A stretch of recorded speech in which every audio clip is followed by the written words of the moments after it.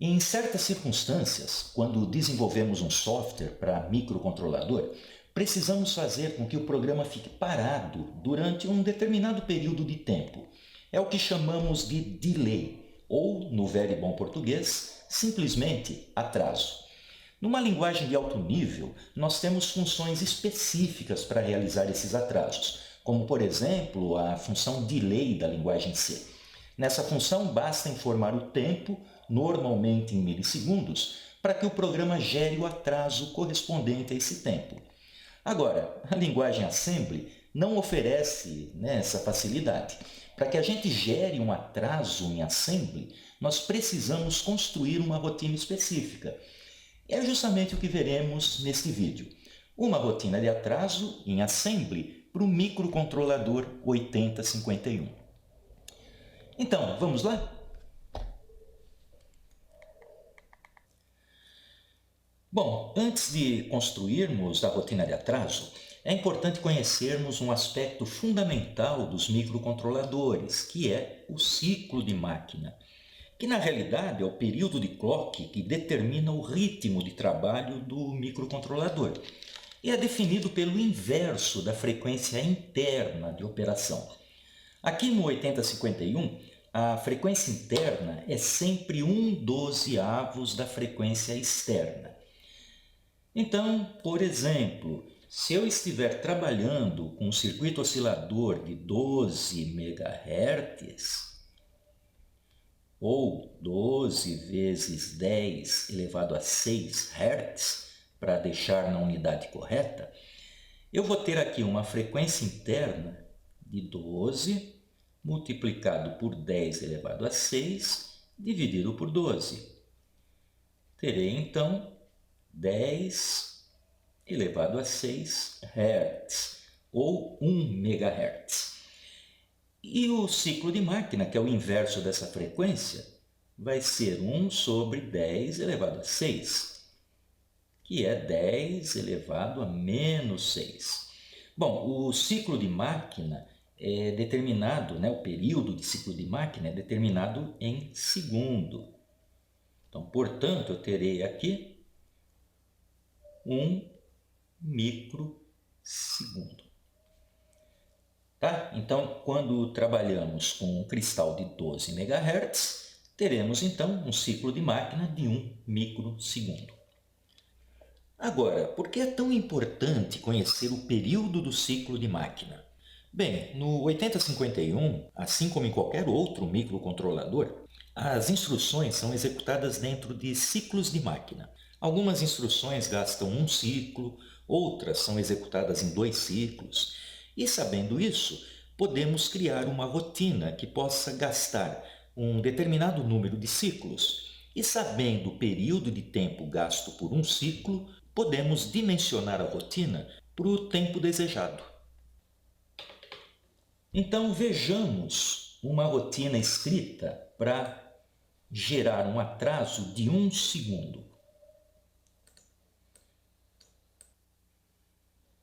Temos aqui à esquerda o programa escrito em Assembly para o 8051 e desse lado à direita nós temos o fluxograma correspondente. Bem, a intenção aqui é gastar 1 segundo, é gerar um atraso de 1 segundo. Bem, sabendo que o nosso ciclo de máquina, considerando aqueles 12 MHz de clock externo, então nosso ciclo de máquina é de 1 microsegundo. Então, para que a gente gaste 1 segundo de tempo, nós devemos então consumir, ou melhor, a rotina deve consumir 1 milhão de ciclos de máquina. Ok? E para chegarmos nesse número, então nós adotamos uma estratégia com a construção de uma lógica utilizando loops encadeados. Então observe aqui primeiramente pelo fluxograma. Deixa eu diminuir um pouco aqui o tamanho para que a gente possa visualizar por completo. Como eu estava dizendo, para que a gente chegue nessa marca de 1 milhão de ciclos de máquina, é preciso usar uma estratégia de loops encadeados. Então observe aqui que nós temos um loop que começa em DL0, que vai ser executado 250 vezes. Por quê? Porque ele é controlado pelo registrador R0, que contém um valor inicial de 250. A cada ciclo desse loop, R0 vai sendo decrementado até atingir o valor zero. Então ele vai de 250 até zero. Quando for zero, ele sai fora. Então, na realidade, ele vai rodar 250 vezes. Tá? Vamos até anotar aqui, ó. 250 vezes. Vamos apagar essas anotações. O loop intermediário, né, que é definido aqui no rótulo DL1, vai ser executado 200 vezes. Né? Ele é controlado pelo registrador R1. Então, quando ele entra aqui, né, em cada ciclo, lá no final ele subtrai 1 do registrador R1. Ele começa em 200, né, vai sendo decrementado até chegar em zero. Significa que esse loop vai rodar 200 vezes. Se ele roda 200 vezes, a cada volta ou a cada ciclo, o loop DL0 vai rodar 250 vezes. Então aqui, esses 250 deve ser multiplicado por 200.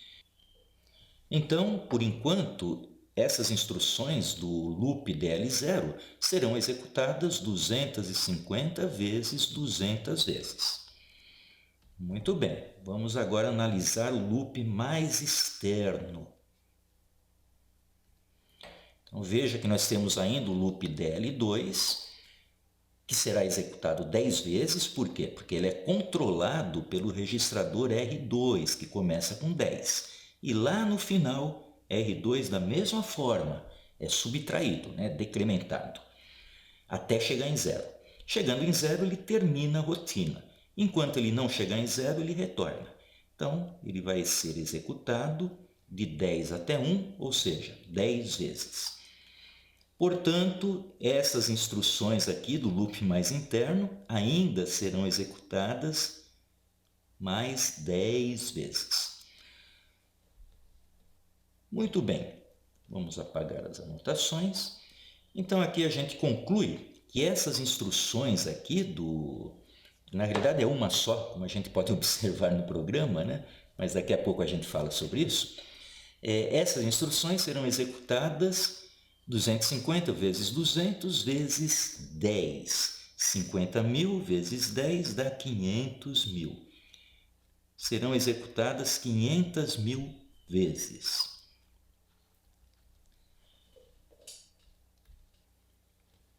Muito bem, agora vamos analisar o programa. Então, o programa, nós começamos aqui a rotina com um rótulo atraso.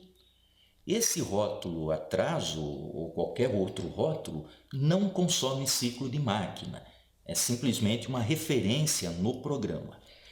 Em seguida, nós temos a instrução move, né, que promove a movimentação, ou melhor, que atribui o valor 10 ao registrador R2, né, como aqui podemos ver no fluxograma. Então, na realidade, eu estou jogando o valor 10 para o registrador R2. Aqui nós temos o rótulo do primeiro, ou melhor, do loop mais externo, que é o loop DL2, que temos aqui no fluxograma, que também não consome nenhum ciclo de máquina. Em seguida, mais uma movimentação, mais um move, onde nós vamos jogar o valor 200 para o R1. Lembrando que as instruções do tipo move consomem apenas um ciclo de máquina. Aqui também, ó, um ciclo de máquina. Bom, em seguida nós temos o rótulo DL1, está aqui. E dentro dele nós temos aqui a movimentação do valor 250 para o R0, que também consome um ciclo de máquina. E finalmente o rótulo DL0, que é o loop principal, né, que vai consumir maior quantidade de ciclos. E nós temos então a instrução ó, DJNZ, que é equivalente a esse teste aqui, que verifica se o R0 é igual a 0. Bom, DJNZ significa decrement.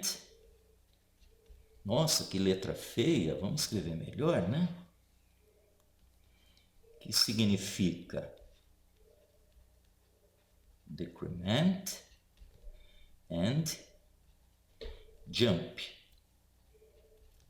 if not 0. Então ele decrementa e pula se não for 0. Agora, ele decrementa o quê? Ele decrementa o R0, tá? Que é justamente o que está sendo feito aqui ó, no fluxograma. Opa, não é aqui, é lá no outro loop, é lá em cima. É isso aqui. Ele decrementa o R0 e pula, né? E jump if not 0, e pula se não for 0. Então, além de decrementar o R0, ele verifica se o R0 é igual a 0. Se o R0 não for igual a 0, note, ele pula para o DL0. Então, ele retorna para cá, que é justamente o que está acontecendo aqui no fluxograma. Se o R0 aqui ó, não for 0, ele volta para cá. Ok? Bom, vamos apagar essa bagunça, né? Está muito poluído aqui.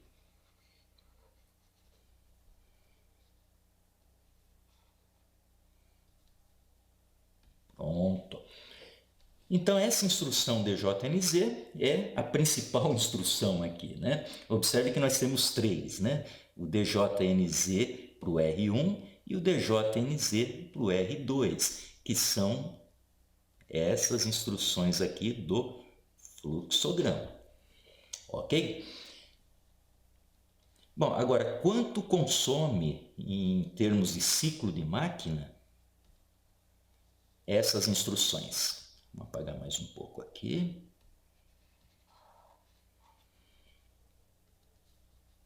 Consome 2 ciclos de máquina. Enquanto R0 ou R1 ou R2, aqui nesses outros casos, enquanto eles não forem igual a 0 ou iguais a 0, a instrução DJNZ consome 2 ciclos de máquina. Quando for igual a 0, consome um ciclo só. Então a gente pode considerar aqui que a instrução consome 2 ciclos de máquina. Então esta, 2 ciclos de máquina e 2 ciclos de máquina. Esse RET é o return, né, que é o retorno, ou seja, é o fim da estrutura, né, simbolizada aqui no fluxograma por esse símbolo aqui. Então vamos fazer os cálculos para saber quantos ciclos e quanto tempo, né, nós estamos consumindo, ou melhor, que essa rotina está consumindo. Então nós vimos que esta estrutura, né, que é essa instrução, que corresponde ao DJNZ, consome 2 ciclos de máquina. Portanto, quanto eu vou gastar aqui? Ou melhor, quanto a rotina vai gastar aqui? 2 vezes 500. 500 mil, né? Então eu vou gastar 1 milhão de ciclos de máquina. Opa, chegamos aqui no nosso objetivo, né? Somente com esse loop mais interno, tá? Então essa rotina está gastando 1 segundo? Não, está gastando um pouquinho mais. Então vamos calcular quanto a mais essa rotina está gastando, além do 1 segundo. Bom, considerando que esta instrução vai ser rodada apenas uma vez, vai ser executada apenas uma vez, então eu vou gastar apenas 1 ciclo de máquina. Essa daqui vai ser executada 10 vezes, né? Que é o número aqui de vezes que o DL2 vai rodar. Então aqui eu vou gastar 10 ciclos de máquina. E essa instrução vai rodar 10 vezes 200, ou seja, 2.000 vezes, com 1 ciclo de máquina, então 2.000 ciclos de máquina. Tá? Essa nós já calculamos, vai gastar 1 milhão. Esta daqui vai rodar apenas 10 vezes 200, apenas 2.000 vezes 2 ciclos de máquina, vai gastar 4.000 ciclos de máquina. Essa daqui vai rodar apenas 10 vezes, né, que faz parte desse loop DL2, apenas 10 vezes, então vai gastar 20 ciclos de máquina. Então, se somarmos todos esses valores aqui, nós teremos a quantidade de ciclos de máquina, né, gastos, né, no total. Então, vamos ver, 1 mais 10 dá 11, mais 2.000 dá 2.011, mais 4.000 dá 6.011, mais 20, 6.031. Então, eu vou gastar 1.600.031 ciclos de máquina. Isso daqui multiplicado por 1 microsegundo, né? Considerando que cada ciclo tem 1 microsegundo, eu vou gastar 1,006 segundos. Então, observe que a estrutura principal, a estrutura mais relevante para esse cálculo é essa estrutura interna, né? Esse loop interno. Ó, veja que esses 6 milésimos de segundo, eles são irrisórios perto desse 1 milhão de ciclos ou de microsegundos que nós temos aqui nesse loop mais interno. Bom, podemos dizer aqui que a nossa rotina, né, nos dá aproximadamente 1 segundo de atraso. Então, dependendo da aplicação, eu posso manipular esses valores do R2, do R1 e do R0 para gerar o tempo, né, adequado para a minha aplicação.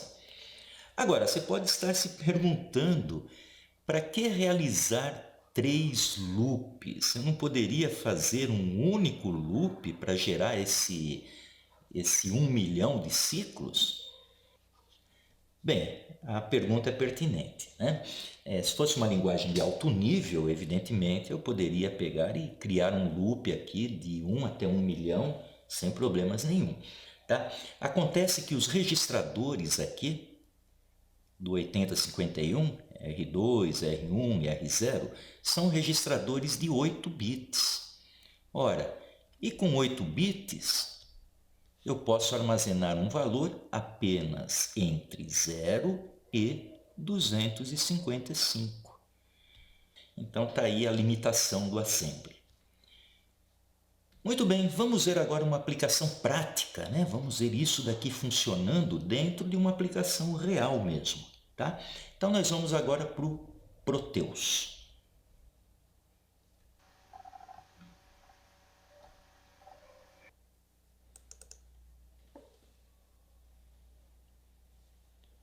Então, aqui dentro do Proteus, nós vamos criar um pequeno projeto só para testarmos a nossa rotina de atraso. Então, vamos lá.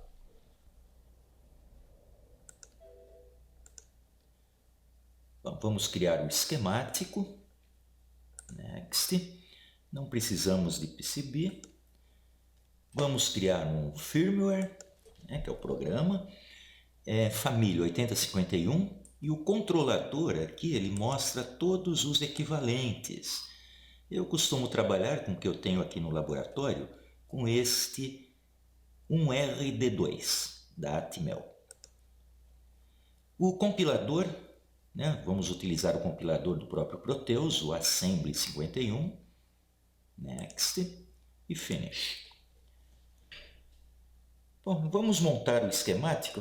Observe que ele mostra aqui já uma estrutura básica, né, que ele traz do programa em Assembly. Isso aqui a gente nem vai usar, vamos apagar depois e criar o nosso. Bom, voltando aqui ao esquemático, o que nós precisamos é construir um pequeno projeto e a ideia é fazer com que um LED pisque durante intervalos de 1 segundo. Então, nós vamos aqui incluir um LED. Eu vou escolher aqui o amarelo, que ele é um pouco mais visível, E vamos colocar também um resistor para limitação de corrente. Vamos lá.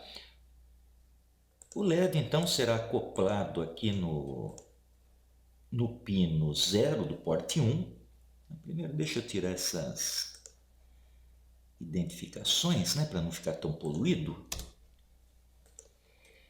Então o LED nós vamos conectar aqui o catodo no pino 0 do porte 1.